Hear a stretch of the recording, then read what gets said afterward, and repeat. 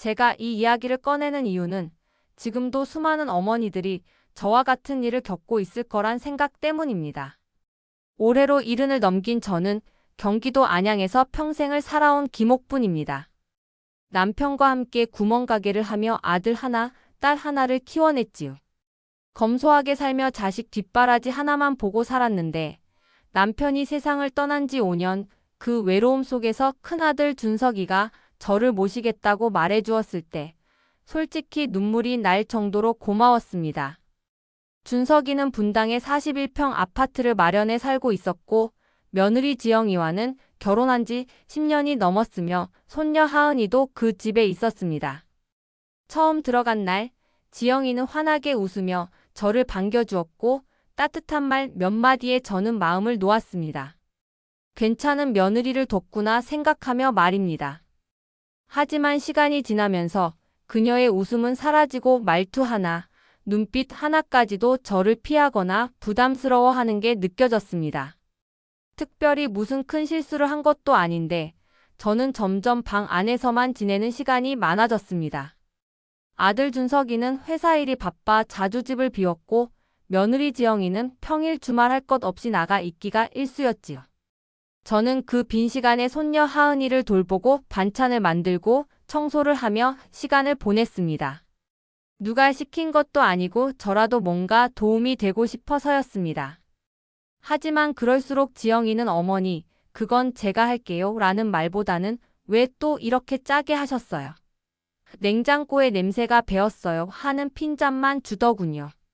어느 날 손녀 하은이가 어린이집에서 돌아오길래 따뜻한 차를 따라주려다 그만 며느리가 아끼는 고급 찻잔을 떨어뜨리고 말았습니다. 깨진 찻잔을 바라보며 저는 어찌할 바를 몰라 미안하다. 내가 실수했구나 연신 사과를 했지만 지영은 얼굴이 벌개져선 소리를 질렀습니다. 어머니 이게 얼마짜리인지 아세요? 이제 정말 못 참겠어요. 당장 나가주세요. 그 말에 저는 한동안 멍하니 섰습니다. 추운 겨울밤 어디로 나가야 할지도 모르면서 말입니다. 잠옷 차림으로 우두커니 현관 앞에 서 있다가 결국 안양에 살던 시절 친구였던 순자의 집으로 향했습니다. 다행히 순자가 문을 열어주고 따뜻한 물 한 잔과 함께 등을 토닥여 주었지요. 옥분아, 세상에 그런 며느리가 어딨어? 너는 사람이 너무 좋아서 문제야. 그날 밤 저는 한숨도 자지 못했습니다. 내 인생이 이렇게 끝나버린 건가? 가족이라 믿었던 사람에게 이렇게까지 외면당해야 하나? 아침 햇살이 들어오기도 전에 저는 결심을 했습니다. 이대로 당하고만 있진 않겠다고. 그리고 복수가 아니라 진실을 보여주는 것부터 시작해보자 마음먹었습니다. 다음날 아침 저는 순자와 함께 따뜻한 국을 나누어 먹으며 그동안 있었던 일을 조용히 풀어놓았습니다. 순자는 말없이 듣다가 이내 화를 내며 말했죠. 그 며느리란 여자는 진짜 너무했네. 밤중에 노모를 내쫓아. 요즘 세상이 아무리 변해도 이건 선을 넘은 거야. 저는 처음엔 참아보려고 했어요. 아들 준석이가 알게 되면 괜히 부부 사이만 더 멀어질까봐, 괜히 걱정만 더 안길까봐. 하지만 순자는 제 손을 꼭 쥐고 말했습니다. 옥분아, 네가 참으면 그 여자는 점점 더 대놓고 무시할 거야. 우리가 뭘 잘못했니? 내가 그 집에 가서 도둑질을 했니? 해코지를 했니? 손녀 봐주고 집안일 도와주고 그저 고마워해야 할 사람을 이렇게 내쫓는다고? 이건 가만히 있을 일이 아니야. 순자의 말에 저는 마음이 흔들렸습니다. 그래서 우리가 직접 뭔가 확인해 보기로 했습니다. 지영이가 매주 등산을 간다며 집을 나설 때마다 의심스러운 마음이 있었거든요. 순자는 딸 민지에게 부탁해 차를 빌리고 우리는 지영이를 몰래 따라가 보기로 했습니다. 그날 아침 지영이는 여느 때처럼 고가의 등산복에 화장을 곱게 하고 향수까지 뿌리고 집을 나섰습니다. 아이고, 등산 가는 사람이 향수를 그렇게 뿌리냐. 순자가 중얼거렸고 저는 괜히 속이 서늘해졌습니다. 우리는 멀찌감치서 그녀를 따라갔고 결국 그녀가 간 곳은 등산 모임이 아니라 근처 작은 식당이었습니다. 그곳에서 남자들과 함께 웃으며 앉아 막걸리를 마시고 있는 지영을 보았죠. 특히 한 남자와는 다정하게 팔짱을 끼고 앉아 있었습니다. 순자는 흥분하며 말했어요. 봤지? 내가 뭘 했어. 저게 무슨 등산이야. 이건 바람이야, 바람. 저는 그 모습을 차 안에서 멍하니 바라보다가 이게 내 눈으로 보고도 믿기지 않았습니다. 그런 뒤로 몇 번 더 그녀를 따라갔습니다. 갈 때마다 같은 남자와 같은 장소에서 만남을 이어가는 걸 보며 저는 결국 민지에게 부탁해 그 장면들을 사진으로 남기게 했습니다. 그리고 모든 게 드러나면 아들 준석에게 보여주기로 마음먹었죠. 사실을 모르고 있는 그 아이가 얼마나 괴로워할지 뻔히 알았지만 더 이상은 숨길 수 없었습니다. 제 자식이지만 그 며느리에게 끌려다니며 평생을 무시당하게 둘 수는 없었거든요. 그날 밤 저는 순자의 집에서 사진들을 보며 깊은 고민에 빠졌습니다. 그리고 드디어 마음을 굳혔습니다.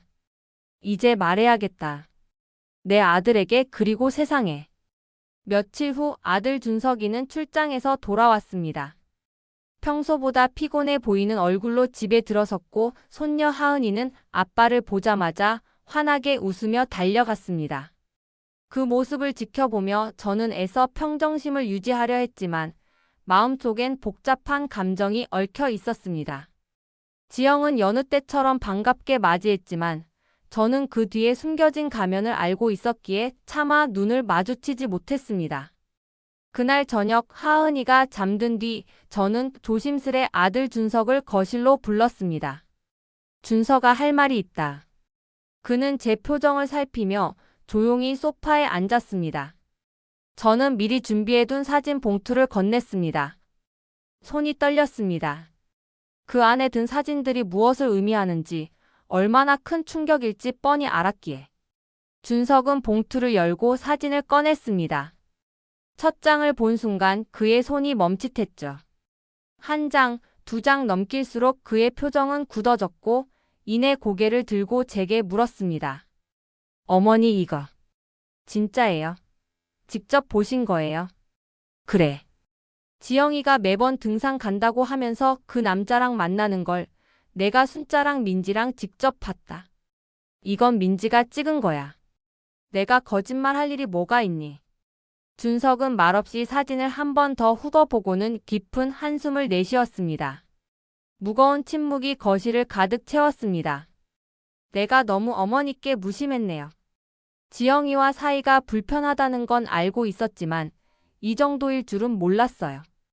출장 간 사이 이런 일이 벌어진 줄은. 저는 아들의 손을 꼭 잡았습니다. 내 잘못이 아니다. 어미가 너무 참은 게 잘못이지. 그날 밤 준석은 아내 지영을 거실로 불렀습니다. 책상 위에 사진들을 정렬해 놓고 조용히 말했습니다. 지영아, 이게 뭐야? 너 나한테 이럴 수 있는 사람이었어? 지영은 사진을 보는 순간 얼굴이 창백해졌고 말문이 막힌 듯 멍하니 서 있었습니다. 이내 억지 미소를 띄우며 말을 꺼냈죠. 자기야, 이거 그냥 산악회 사람들이랑 같이 찍은 거야. 오해하지 마. 그냥 친한 사람들이랑. 그러나 준석은 차갑게 말을 끊었습니다.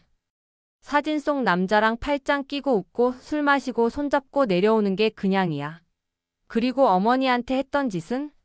왜 말도 안 되는 이유로 어머니를 집에서 쫓아냈어? 지영은 당황해 목소리를 높였습니다. 그건 내가 너무 놀라서. 어머님이 깨트린 그 찻잔이 얼마나 비싼 건지 몰라서 그랬다고. 그깟 찻잔 하나 깨졌다고 우리 엄마를 밤에 잠옷 바람으로 내쫓은 게 정당하다고 생각해. 내가 출장 간 사이 이런 일이 벌어졌는데 어떻게 그걸 아무렇지도 않게 숨기고 있었던 거야. 지영은 말문이 막혀 더 이상 변명할 수 없었습니다. 그러자 준석은 조용히 자리에서 일어나 말했습니다. 내일 어머니 모시러 갈 거야. 그리고 우리 관계는 그 이후 다시 생각해보자. 난 더는 어머니를 이런 식으로 대하는 사람과 함께 살 수 없어.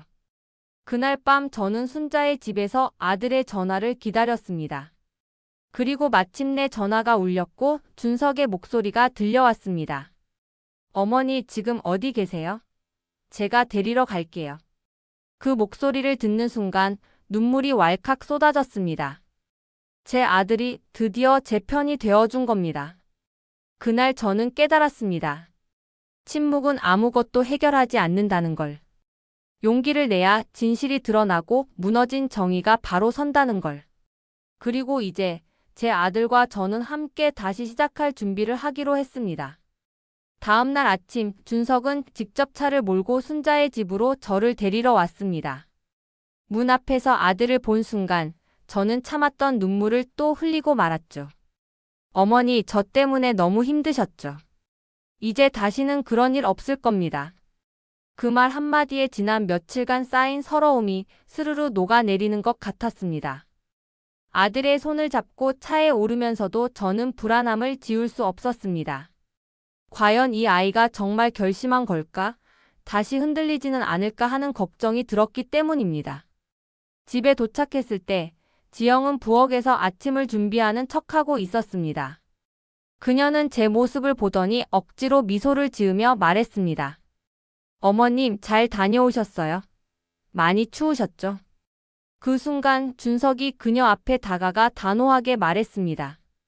지영아, 어머니 지금부터 여기서 다시 사실 거야. 어머니는 우리 가족이야.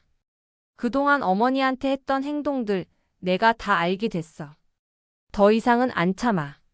지영은 순간 당황한 표정을 짓더니 이내 침착한 척 말을 이어갔습니다. 준석 씨, 그건 좀 너무 갑작스럽잖아. 나도 나름대로 힘들었어. 어머님이랑 생활하는 게 쉽지만은 않다고. 준석은 지영의 말을 단호히 자르며 말했습니다. 힘들다고 가족한테 그렇게 함부로 대하는 게 정당화될 수는 없어. 그리고 너 등산 간다고 거짓말하면서 딴 남자랑 만난 거 다 알아. 사진도 봤어. 지영의 얼굴에서 혈색이 사라졌습니다.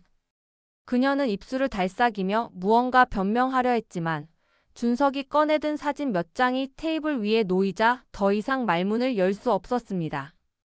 지금 이 자리에서 결정해. 더 거짓말할 건지 아니면 솔직하게 말할 건지. 한동안 정적이 흘렀고 결국 지영은 의자에 털썩 주저앉으며 고개를 떨궜습니다. 미안해. 정말 미안해. 난 그냥 답답했어. 살림도 애 키우는 것도 시댁 식구들까지 다 신경 쓰는 게 버거웠다고. 저는 그제야 지영을 바라보며 차분히 말했습니다. 지영아, 누구나 힘들 수 있어. 나도 너 힘든 거 이해하려고 노력했어. 하지만 그 힘듦이 다른 사람을 짓밟을 이유가 될 수는 없어. 네가 내게 했던 말들, 행동들. 그건 단순한 스트레스를 넘어서 모욕이었어. 지영은 눈물을 흘렸습니다. 하지만 그 눈물이 후회에서 비롯된 건지 들켜버린 사실에 대한 당혹감인지 저는 알 수 없었습니다. 준석은 조용히 지영에게 이혼 이야기를 꺼냈습니다. 처음에는 펄쩍 뛰던 지영도 사진과 증거 앞에서는 더 이상 반박하지 못했습니다. 결국 지영은 집을 나가겠다고 말하며 며칠 시간을 달라고 했습니다. 그날 밤 저는 아들 준석과 하은이의 웃는 모습을 보며 한참을 바라보았습니다. 집안에는 오랜만에 따뜻한 밥 냄새가 가득했고 하은이는 제 무릎 위에 앉아 동화를 읽어달라고 졸랐습니다. 이렇게 평온한 시간이, 이렇게 당연한 일상이 왜 이토록 소중한 것이 되어야 했는지. 저는 마음속으로 다짐했습니다. 이제는 누구도 나를 함부로 대하도록 내버려 두지 않겠다고. 며느리가 남긴 상처는 컸지만 더 이상 흔들리지 않기로 마음먹었습니다. 그리고 진짜 가족이란 무엇인지 다시 생각하게 됐습니다. 진심은 결국 언젠가 드러나게 되어 있고 거짓은 오래가지 못한다는 걸 이번 일을 통해 저는 뼈저리게 배웠습니다. 아직 끝난 이야기는 아니지만 이제 우리는 다시 시작할 수 있는 준비가 되어 있었습니다. 며칠 후 지영은 짐을 싸들고 집을 나갔습니다. 이삿짐 센터 차량이 도착했을 때 저는 하은이와 함께 거실에 앉아 있었습니다. 하은이는 무언가 눈치를 챘는지 조용히 제 무릎에 머리를 기대었습니다. 할머니, 엄마 어디 가요? 저는 하은이의 머리를 쓰다듬으며 말했습니다. 엄마는 잠깐 여행 가는 거란다.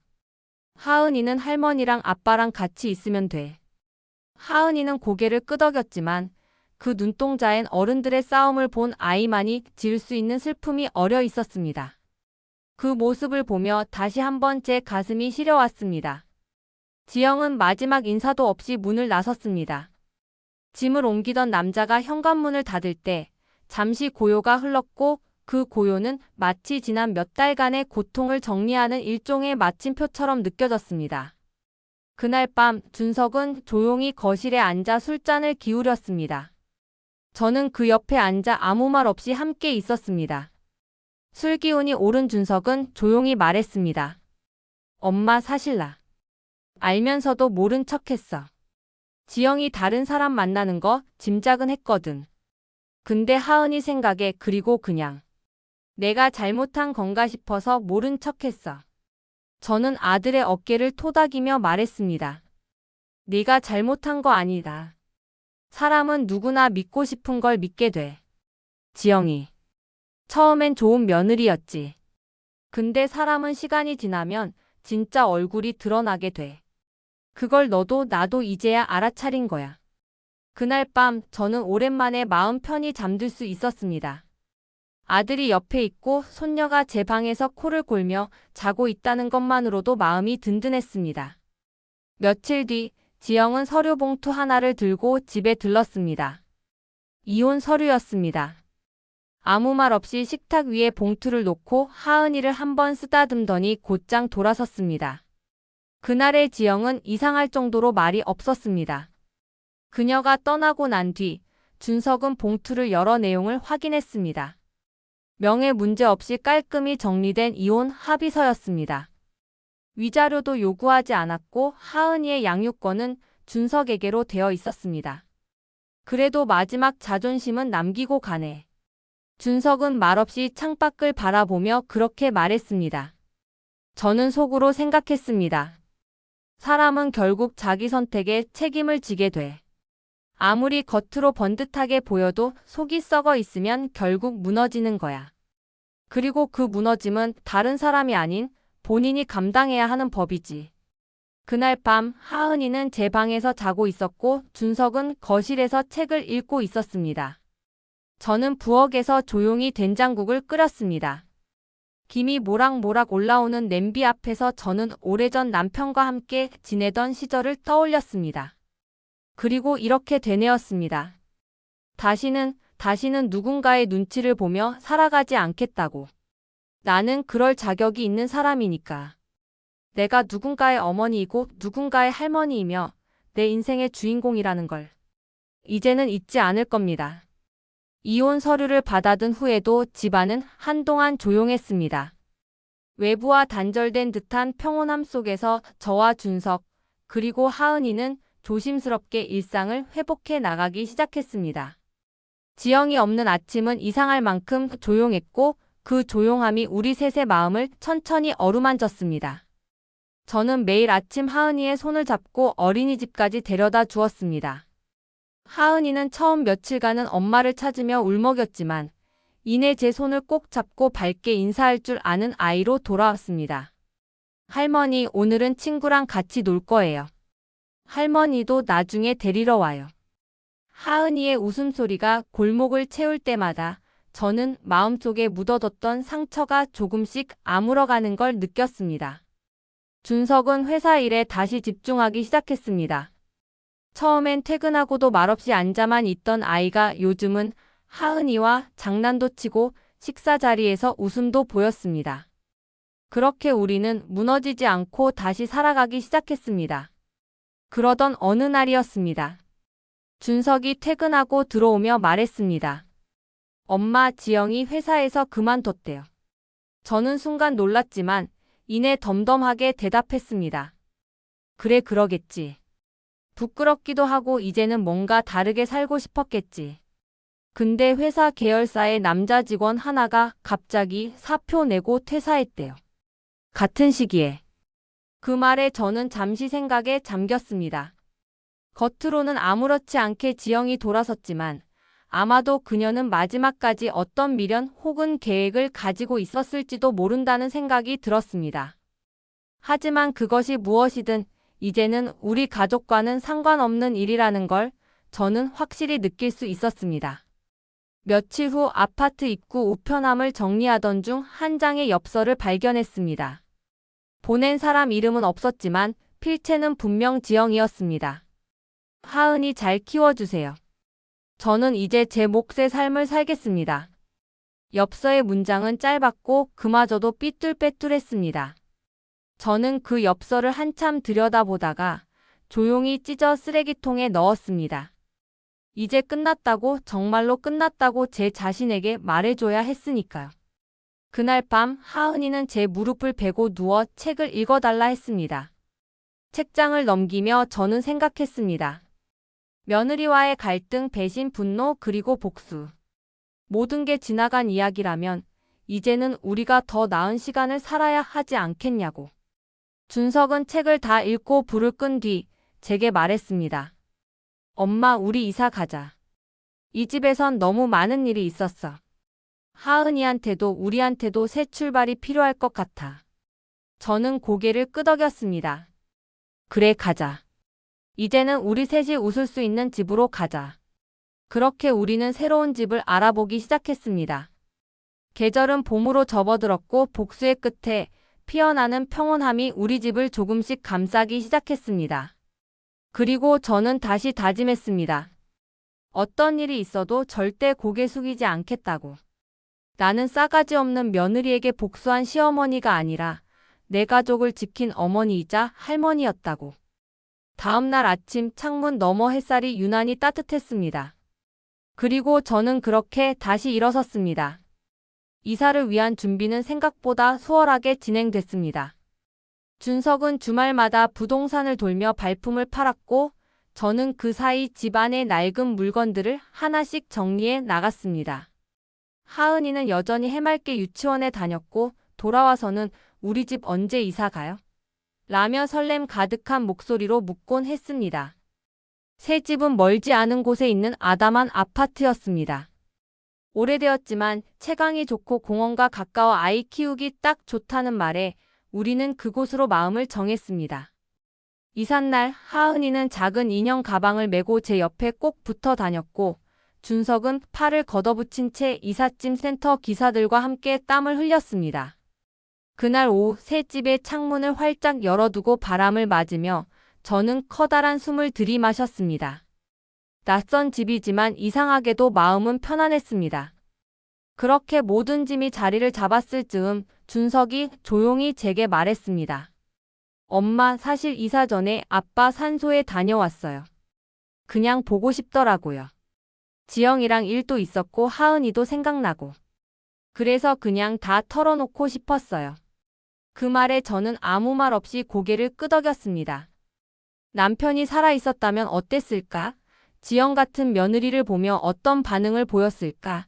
생각이 스쳤지만 곧 마음속에서 지웠습니다. 이미 지나간 일, 이미 지나간 사람. 이제는 저희 셋만의 시간을 살아야 하니까요. 며칠 후 이웃 아주머니 한 분이 인사를 왔습니다. 저보다 몇 살은 어려 보였고 손에는 김치 한 통을 들고 있었습니다. 이사 오신 집 맞죠? 이거 별건 아니고 그냥 환영 인사예요. 말 한마디에 저는 오랜만에 마음이 따뜻해지는 걸 느꼈습니다. 그런 소소한 정이 그리웠던 모양입니다. 밤이 되자 하은이는 새 방에서 자기 인형들과 함께 이불을 펴고 잠자리에 들었습니다. 저는 그 모습을 조용히 바라보다 문을 닫고 나왔습니다. 거실에서 TV를 보던 준석이 채널을 돌리다 말고 말했습니다. 엄마, 이젠 좀 괜찮아요? 저는 조용히 미소를 지었습니다. 그래, 이젠 정말 괜찮은 것 같아. 지영은 더 이상 우리 곁에 없지만 그 아이가 남기고 간 상처는 시간이 지나며 조금씩 희미해지고 있었습니다. 그리고 그 빈자리는 우리가 다시 쌓아가는 사랑으로 채워지고 있었죠. 그날 밤 저는 베개를 고쳐베고 누우며 조용히 기도했습니다. 이 평온함이 오래도록 이어지기를, 그리고 다시는 내 가족이 누구에게도 상처받지 않기를. 그건 단순한 바람이 아니라 이제부터 제가 지켜야 할 약속이었습니다. 새로운 동네에서의 일상은 생각보다 빨리 익숙해졌습니다. 하은이는 근처 유치원에 잘 적응했고 친구들도 금세 생겼습니다. 준석은 집과 회사의 거리도 멀지 않아 출퇴근이 편해졌다고 했습니다. 저는 아침마다 하은이 손을 잡고 유치원에 데려다주고 시장에 다녀오며 점점 이 동네에 정을 붙여갔습니다. 어느 날 아침 유치원 앞에서 하은이를 보내고 돌아서는 길이었습니다. 저 멀리서 익숙한 얼굴이 걸어오는 게 보였습니다. 순간 심장이 철렁 내려앉았습니다. 바로 지영이었습니다. 지영은 저를 보더니 걸음을 멈췄고 저도 걸음을 멈췄습니다. 몇 초간의 정적. 그리고 지영이 먼저 입을 열었습니다. 어머님 아니 이제 그렇게 안 불러야겠죠. 저는 담담하게 대답했습니다. 여기 웬일이니? 지영은 어딘가 초췌해 보였습니다. 화장기도 거의 없었고 고급스러운 옷 대신 평범한 트레이닝 차림이었습니다. 여기 친구가 살아요. 잠깐 볼 일이 있어서 왔다가 우연히 뵈었어요. 그 말이 거짓이라는 걸 저는 직감했습니다. 하은이를 보고 싶어서 온 게 틀림없었습니다. 하지만 이제 더는 그런 감정에 휘둘릴 수 없었습니다. 그랬구나. 우리 여기 이사 왔단다. 하은이도 잘 지내고 있고. 지영은 눈가를 움찔하며 말했습니다. 하은이 보고 싶어요. 한 번만 정말 잠깐만 보면 안 될까요? 저는 한숨을 내쉬며 고개를 저었습니다.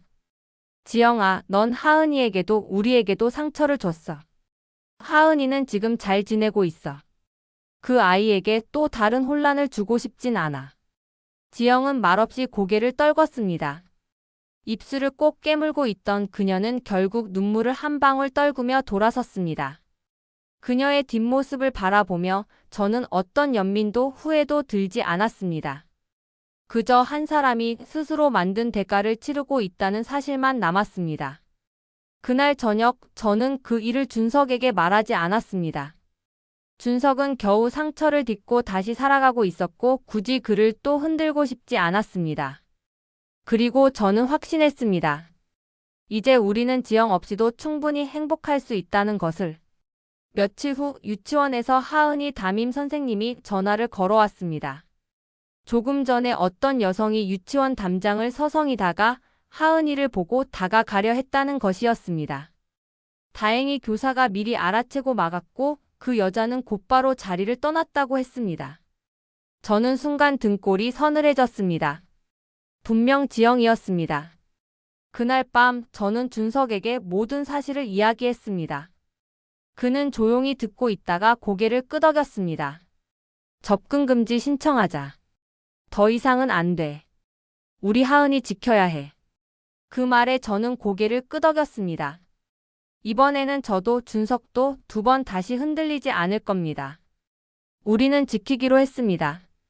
우리 삶을, 우리 아이를, 그리고 지금의 이 평온함을. 준석은 곧장 지영을 상대로 접근금지 신청을 진행했고 며칠 지나지 않아 법원에 임시 결정이 나왔습니다. 하은이의 유치원과 우리가 사는 집 반경 100m 이내로 접근하지 못하게 하는 내용이었습니다. 서류를 받아든 날 준석은 말없이 그것을 식탁 위에 올려놓고 한참을 바라보다 조용히 말했습니다. 이제야 좀 숨 쉴 수 있을 것 같아. 그 말에 저는 고개를 끄덕이며 속으로 다짐했습니다. 더 이상 어떤 흔들림도 허락하지 않겠다고. 며칠 뒤 우리 집에는 조용히 변화가 찾아왔습니다. 하은이가 어느 날 그림을 그려와서는 제게 내밀었습니다. 밝은 햇살 아래에서 엄마, 아빠, 할머니가 함께 손을 잡고 있는 그림이었습니다. 저는 그림을 보며 살짝 눈시울이 붉어졌습니다. 우리 하은이 이 그림 참 잘 그렸네. 근데 여기 있는 엄마는 누구야? 하은이는 해맑게 웃으며 말했습니다. 우리 엄마였던 사람 말고 진짜 엄마가 생겼으면 좋겠어요. 할머니 말고 여자 엄마요. 아빠랑 웃는 엄마. 저는 당황했지만 애써 웃으며 하은이를 안아주었습니다. 아이의 말에는 아기가 없었습니다. 그저 어린 마음에도 허전함과 갈망이 남아있다는 사실이 안타까웠습니다. 그날 밤 저는 혼자 주방에 앉아 오랫동안 잠을 이루지 못했습니다. 하은이에게 엄마란 어떤 존재여야 하는가? 지영이 그 자리를 비운 지금 우리가 해줄 수 있는 건 어디까지일까? 그리고 준석의 삶에도 언젠가는 새로운 사람이 필요하지 않을까? 이사 오고 나서 우리는 이웃들과 왕래가 잦아졌습니다. 아이가 있는 집도 많았고 자연스럽게 유치원 학부모 모임에도 몇 번 참석하게 되었습니다. 그 중에 유독 눈에 띄는 여인이 있었습니다. 이름은 선미. 하은이와 같은 반 친구의 엄마였고 남편과 이혼한 뒤 혼자 아이를 키우며 살아간다고 했습니다. 선미는 밝고 부드러운 사람이었습니다. 말투 하나, 표정 하나에 진심이 묻어났고 누구보다 아이를 소중히 여기는 마음이 느껴졌습니다. 어느 날 모임 후 집 앞까지 함께 오게 되었는데 하은이가 그녀에게 안기며 말했습니다. 선미 이모 우리 집에서 놀다 가요. 저는 잠시 망설였지만 그녀의 수줍은 웃음에 고개를 끄덕였습니다. 그렇게 선미는 우리 집에 첫 발을 들였고 그날 이후 가끔씩 우리 집에 놀러오는 일이 잦아졌습니다. 하은이도 그녀와 있을 때면 유난히 밝았고 준석 역시 그녀와 자연스레 이야기를 나누곤 했습니다. 어느 저녁 선미가 집에서 돌아간 후 준석이 말했습니다.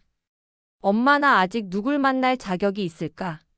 그 물음에 저는 한참을 생각하다 조용히 대답했습니다. 준석아, 사람은 누구나 다시 웃을 자격이 있어.